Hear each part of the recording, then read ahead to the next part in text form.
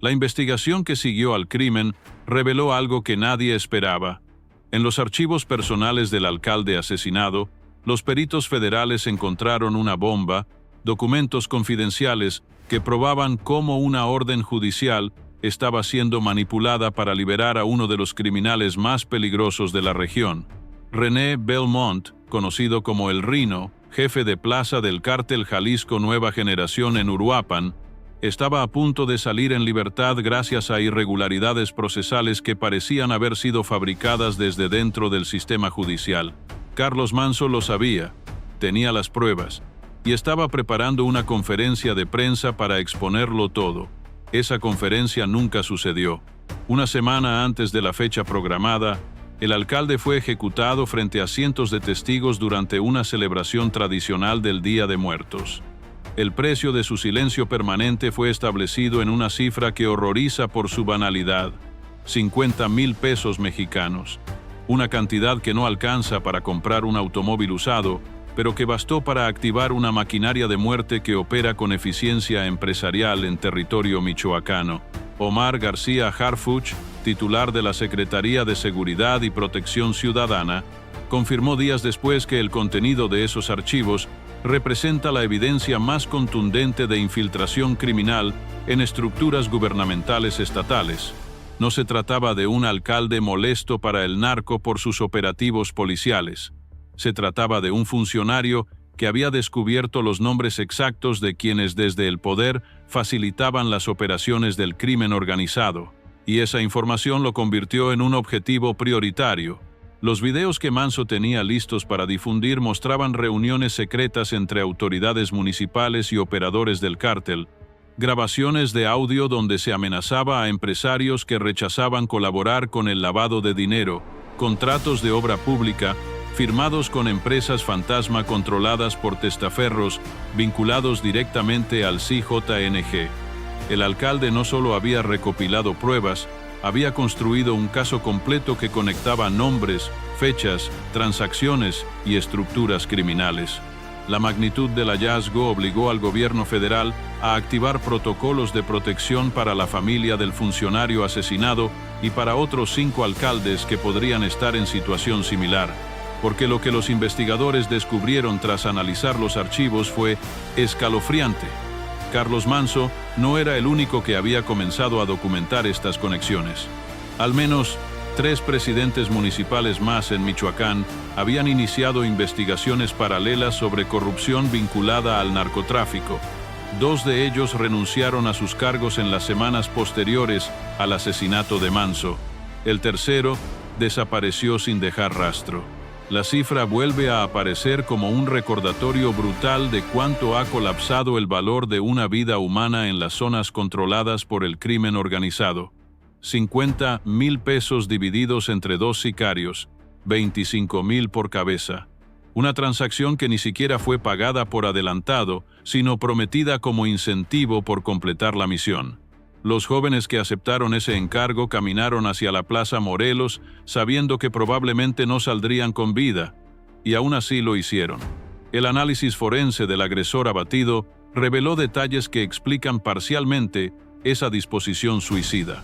El joven, que no superaba los 19 años de edad, tenía en su organismo altas concentraciones de anfetaminas y marihuana.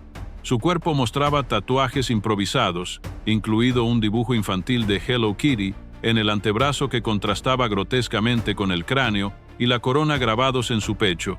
No tenía credencial de elector. No existía en ningún registro oficial del Instituto Nacional Electoral. No había CURP, no había historial educativo, no había huellas dactilares en el sistema. Era literalmente un fantasma fabricado por el crimen organizado para ser usado y descartado. El segundo sicario, capturado con vida, proporcionó información que confirmó lo que Harfuch sospechaba desde el inicio. La operación fue planeada con días de anticipación. Los agresores recibieron instrucciones específicas sobre vestimenta, horarios, rutas de escape y punto exacto donde se encontraría el objetivo. Uno de ellos se hospedó en un hotel cercano al lugar del crimen. Compró ropa nueva para camuflarse entre los asistentes al festival. Reconoció el terreno durante horas y cuando llegó el momento, ejecutó su tarea con frialdad profesional. Lo más perturbador es que el arma utilizada en el asesinato ya había sido empleada en al menos 2 homicidios previos durante el mismo mes de octubre. Una pistola de 9 milímetros que circula de mano en mano como herramienta compartida dentro de la estructura criminal. Eso indica niveles de organización y recursos que van mucho más allá de un ataque improvisado.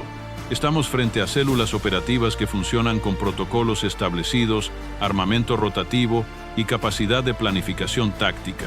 La pregunta que atraviesa toda la investigación no es solamente quién ordenó el crimen. Esa respuesta parece evidente en los archivos que Manso dejó preparados. La pregunta real es cuántos funcionarios más han descubierto información similar y han optado por el silencio para preservar sus vidas. ¿Cuántos alcaldes, policías, fiscales y jueces saben exactamente quiénes son los cómplices internos del crimen organizado, pero han decidido que su supervivencia vale más que la verdad? Bloco 2, environ égal a 1000 palabras. Carlos Manso González era originario de una comunidad rural en las afueras de Uruapan.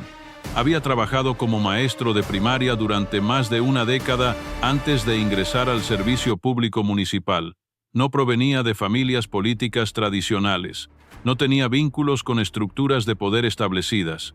Su campaña para la presidencia municipal se basó en una promesa simple pero contundente: recuperar las calles para la gente común.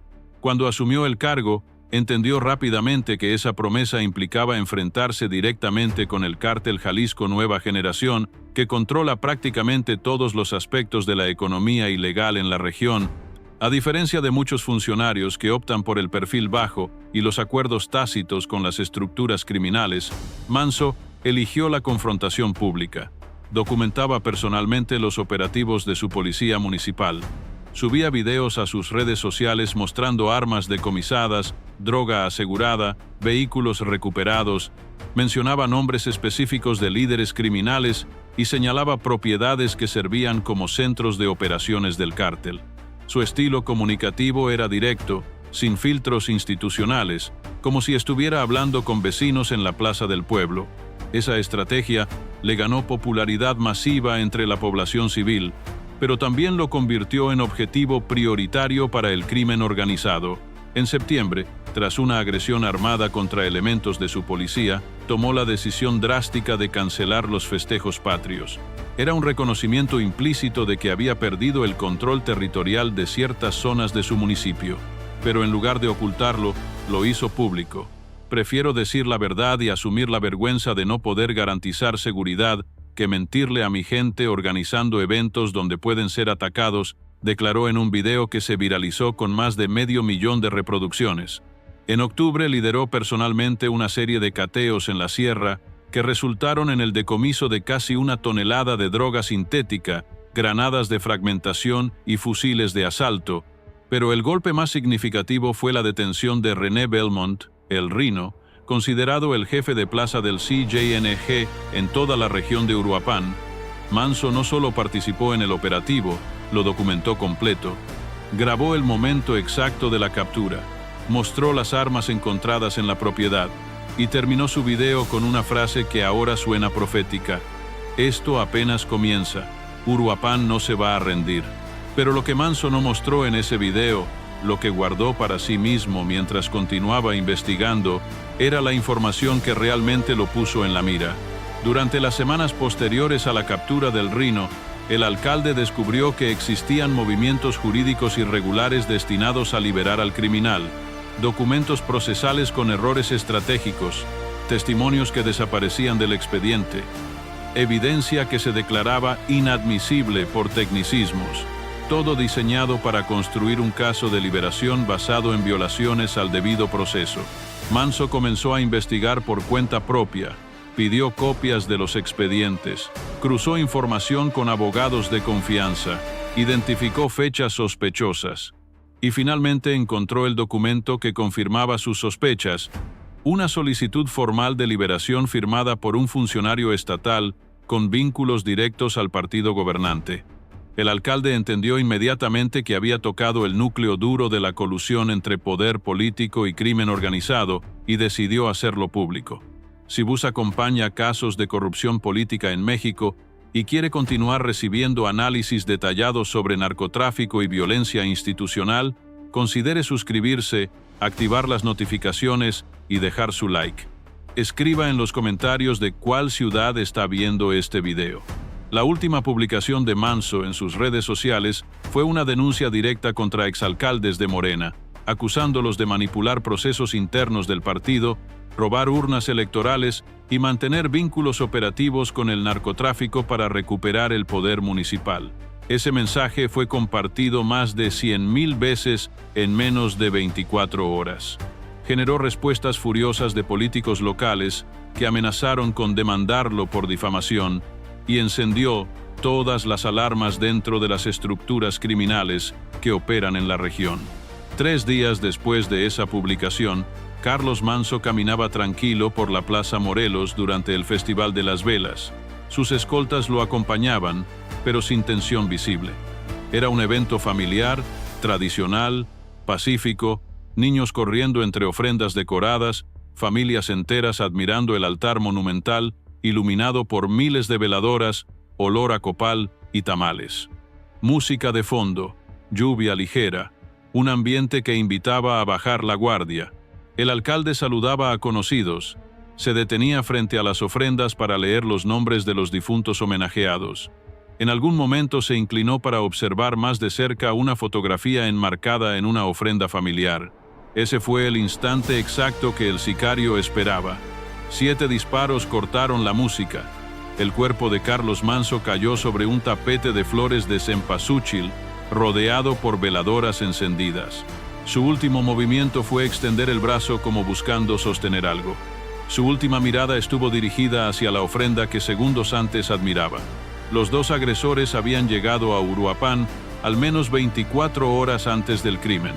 Las investigaciones posteriores, coordinadas directamente por Omar García Harfuch, reconstruyeron con precisión quirúrgica cada uno de sus movimientos. Uno de ellos se registró en un pequeño hotel ubicado a 2 cuadras del centro histórico.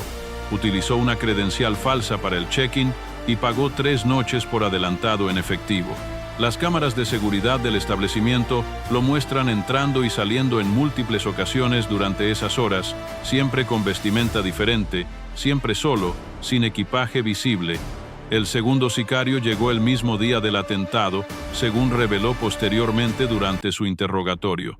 Ambos recibieron instrucciones por teléfono utilizando números desechables que fueron rastreados pero que dejaron de emitir señal inmediatamente después del crimen.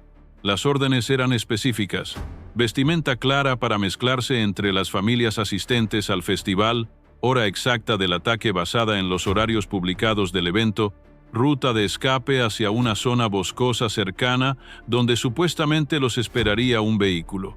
Lo que los sicarios no sabían era que la operación había sido comprometida desde antes de comenzar. Un testigo inesperado, un joven de 22 años que trabaja como mesero en un restaurante adyacente a la plaza, vio cuando los 2 agresores se reunieron brevemente con un tercer hombre minutos antes del ataque. Ese tercer individuo, identificado posteriormente por sistemas de reconocimiento facial federal como operador activo del CJNG, con el alias de C3, pasó un teléfono celular a los sicarios, intercambió algunas palabras y se alejó caminando con calma. El mesero, cuya identidad permanece bajo protección de la fiscalía, alcanzó a escuchar una frase específica: "Ahí está, es ahora o nunca", y luego, tras la ráfaga de disparos y el caos subsecuente, observó cómo ese mismo hombre no huyó en pánico como todos los demás, sino que se quedó observando la escena durante varios segundos, como verificando que la tarea estuviera completada, antes de desaparecer entre la multitud, sin correr, sin gritar, simplemente caminando. Ese testimonio cambió completamente el enfoque de la investigación. No se trataba de 2 sicarios improvisados actuando por cuenta propia. Era una operación coordinada con supervisor en terreno, comunicaciones encriptadas y protocolos de verificación. García Harfuch lo expresó con claridad brutal en su primera declaración pública tras conocer estos detalles. "No estamos persiguiendo a 2 jóvenes drogados que dispararon por dinero. Estamos desmantelando una célula operativa que funciona con estándares militares y que tiene capacidad de inteligencia, planificación y ejecución. El análisis balístico del arma utilizada reveló información aún más perturbadora. La pistola de 9 milímetros había sido empleada en 2 homicidios previos durante el mismo mes. Un doble asesinato el 16 de octubre en una colonia periférica controlada por el cártel, y otro tiroteo el 23 del mismo mes, donde murió un comerciante que se había negado a pagar extorsión. El arma no pertenecía a ninguno de los sicarios. Era propiedad operativa del grupo criminal, prestada específicamente para la ejecución de Manso y que posteriormente sería devuelta para su uso en futuros ataques. Esta metodología de armamento rotativo es característica de organizaciones con recursos abundantes y estructura jerárquica bien definida. Evita que las armas puedan ser rastreadas hasta individuos específicos, dificulta las investigaciones balísticas y permite mantener un arsenal activo sin que los operadores de bajo nivel tengan acceso permanente a las armas. Es decir, los sicarios reciben la pistola horas antes de la misión y deben devolverla inmediatamente después, lo que explica por qué el agresor capturado no tenía el arma cuando fue detenido. Simplemente no había tenido tiempo de devolverla antes de ser interceptado. El sicario detenido, tras horas de interrogatorio, reveló detalles que confirmaron el nivel de degradación social que permite el funcionamiento de estas estructuras criminales. Admitió que conoció al otro agresor apenas 2 días antes del ataque. Ninguno de los dos sabía los nombres reales del otro. Fueron presentados por un reclutador conocido como El Flaco, quien les ofreció 25,000 pesos a cada uno si completaban exitosamente la misión. Les proporcionó drogas para disminuir el miedo y les mostró videos de ejecuciones previas como forma de entrenamiento. Cuando se le preguntó por qué había aceptado matar a un alcalde por esa cantidad ridícula de dinero, el joven respondió con una frase que heló la sangre de los investigadores presentes: es más de lo que gano en 6 meses trabajando, y de todas formas ya estaba marcado por el cártel por una deuda. Era esto o ellos me mataban a mí. Esa respuesta encapsula la trampa perfecta en la que miles de jóvenes quedan atrapados en las zonas controladas por el crimen organizado. No se trata de elecciones libres, se trata de supervivencia dentro de un sistema donde las opciones reales se han agotado. García Harfuch ordenó inmediatamente la activación del operativo Código Manso, el despliegue federal más grande en Michoacán en los últimos 3 años. Más de 300 elementos de fuerzas especiales fueron enviados a Uruapan, Parácuaro, Apatzingán y La Piedad. El objetivo no era solamente capturar a los responsables directos, sino desarticular toda la estructura de inteligencia criminal que había hecho posible el ataque.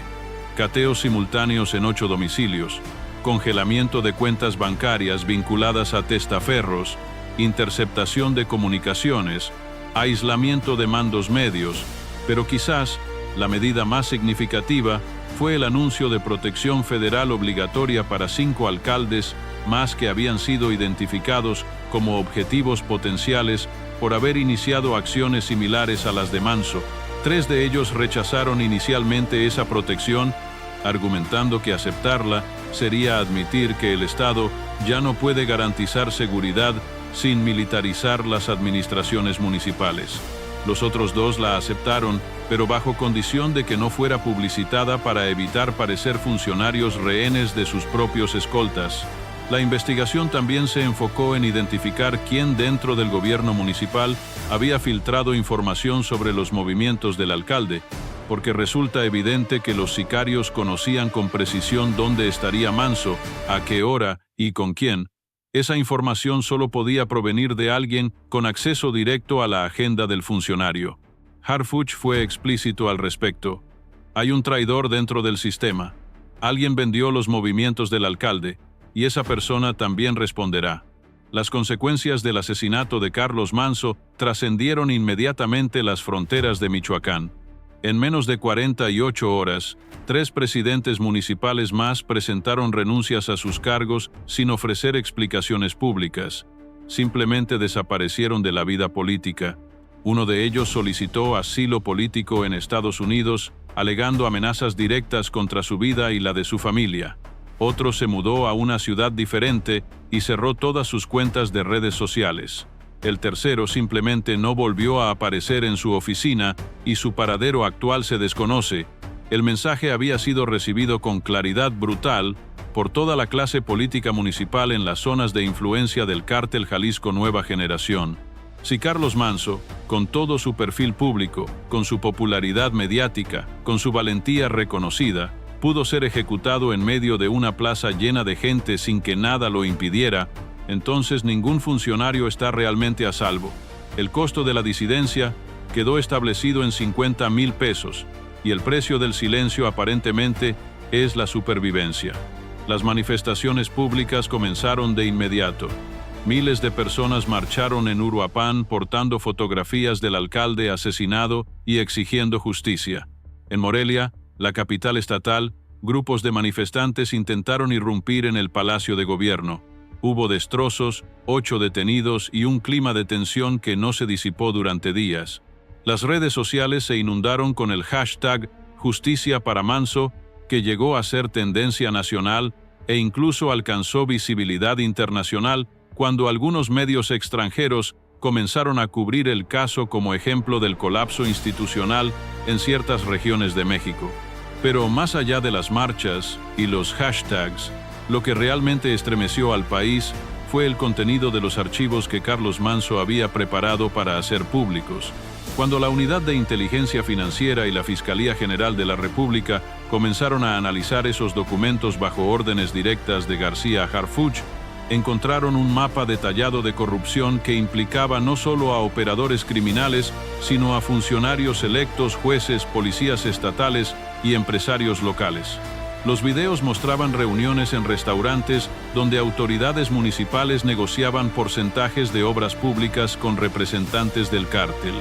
Los audios contenían amenazas explícitas contra empresarios que se negaban a lavar dinero a través de sus negocios. Los contratos de obra pública revelaban un sistema sofisticado de empresas fantasma que existían únicamente en papel, pero que recibían millones de pesos en pagos gubernamentales que luego desaparecían en una red de cuentas bancarias imposible de rastrear. Y en el centro de todo ese entramado estaba la Orden de Liberación del Rino. El documento que Carlos Manso había descubierto y que planeaba exhibir públicamente demostraba cómo una solicitud formal de libertad, firmada por un funcionario estatal con vínculos al partido en el poder, estaba siendo procesada a pesar de que todas las evidencias indicaban que se trataba de una fabricación legal diseñada específicamente para sacar de prisión al jefe de plaza del CJNG. García Harfuch no se guardó nada al respecto. En una rueda de prensa que fue transmitida en cadena nacional, declaró: Carlos Manso fue asesinado porque estaba a punto de revelar que el crimen organizado no solo opera en las calles, opera desde los escritorios de gobierno, opera desde los juzgados, opera desde los lugares donde se supone que debe ser combatido, y eso es lo que lo convirtió en una amenaza que tenía que ser eliminada. El impacto de esas palabras resonó a través de todo el sistema político mexicano, porque Harfuch no estaba sugiriendo la posibilidad de corrupción, estaba afirmándola categóricamente con base en evidencia documental, y estaba prometiendo que esa evidencia sería utilizada para abrir investigaciones formales contra todos los implicados, sin importar sus posiciones o afiliaciones políticas. La familia de Carlos Manso, bajo protección federal y con su identidad parcialmente resguardada, emitió un breve comunicado días después del asesinato. En él, pedían que la muerte de su padre, esposo y hermano no fuera en vano, que las investigaciones continuaran hasta las últimas consecuencias, que los archivos que él había compilado fueran utilizados para desmantelar las estructuras de corrupción que permitieron su muerte. Y terminaban con una frase que se convirtió en el lema no oficial de las protestas ciudadanas subsecuentes: si Carlos cayó, que no caiga la verdad con él. Si usted llegó hasta el final de este análisis, considere suscribirse para recibir las próximas investigaciones, active el sininho y deje su like. Comente de cuál ciudad está viendo este video. Gracias por acompañar. La pregunta que permanece abierta, que mantiene en tensión a las autoridades federales y que genera pánico entre los funcionarios municipales de Michoacán, es: ¿cuántos Carlos Manso más existen en este momento? ¿Cuántos alcaldes, cuántos policías, cuántos funcionarios honestos están compilando información similar en silencio, sabiendo que hacerla pública podría costarles la vida? Y más importante aún, ¿cuántos han decidido que su supervivencia vale más que la verdad y han optado por destruir esa información antes de convertirse en el próximo objetivo? El país enfrenta una realidad incómoda que ya no puede ser ignorada. Los 50,000 pesos que costó la vida de Carlos Manso no son una cifra extraordinaria. Es el precio de mercado establecido para silenciar voces incómodas. Y mientras ese precio se mantenga tan accesible, mientras haya jóvenes drogados y desesperados dispuestos a convertirse en asesinos descartables por cantidades miserables, mientras haya funcionarios corruptos protegiendo criminales desde dentro del sistema, y mientras haya una sociedad que observa con terror pero sin capacidad real de defenderse, esta historia se repetirá una y otra vez en diferentes plazas, con diferentes nombres, pero con el mismo final brutal. García Harfuch terminó su intervención pública más reciente con una promesa que muchos consideran imposible de cumplir, pero que representa la última esperanza de un sistema al borde del colapso. Carlos Manso no será olvidado, y su muerte no será gratuita. Este país todavía tiene quienes están dispuestos a defenderlo, y vamos a probar que el Estado puede ser más fuerte que el miedo. El tiempo dirá si esa promesa puede convertirse en realidad, o si solo es otro discurso más en un país donde las palabras hace tiempo perdieron el peso de los hechos.